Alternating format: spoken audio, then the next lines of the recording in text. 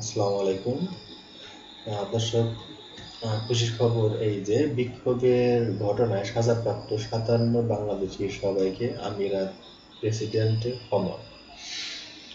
তার মানে আওয়ামী লীগ সরকারের বিরুদ্ধে প্রবাসীরা যে অংশগ্রহণ করেছিল তার মধ্যে আরব আমিরাতে বিক্ষোভ করার কারণ আপনারা জানেন যে আরব আমিরাতে বিক্ষোভ করা নিষেধ। তো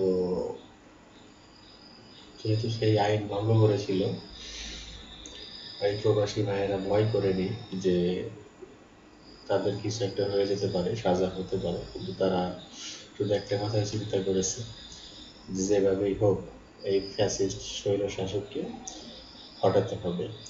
তাই তারা একাত্মতা পোষণ করেছিল আন্দোলনের সাথে। তো যাই হোক, ৫৭ অভিযুক্তকে ক্ষমা করে দেওয়া হয়েছে।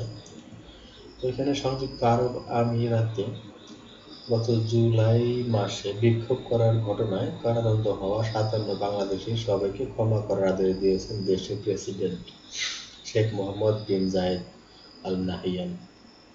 অভিযুক্ত ব্যক্তিদের কারাদণ্ড প্রত্যাহার ও তাদের দেশে ফেরত পাঠানোর বিষয়টিও এই আদেশের আওতায় পড়বে। তার মানে দর্শক, তাদেরকে দেশে পাঠানো হবে, এমনটাই খবর প্রকাশিত হয়েছে।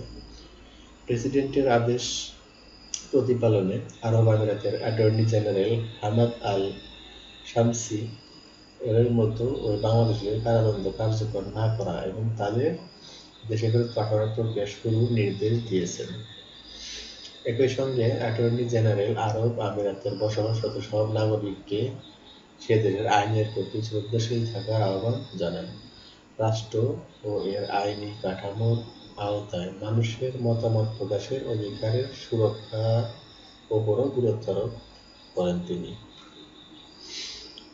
তো দর্শক, এটা একটা খুশির খবরই বলা যায়।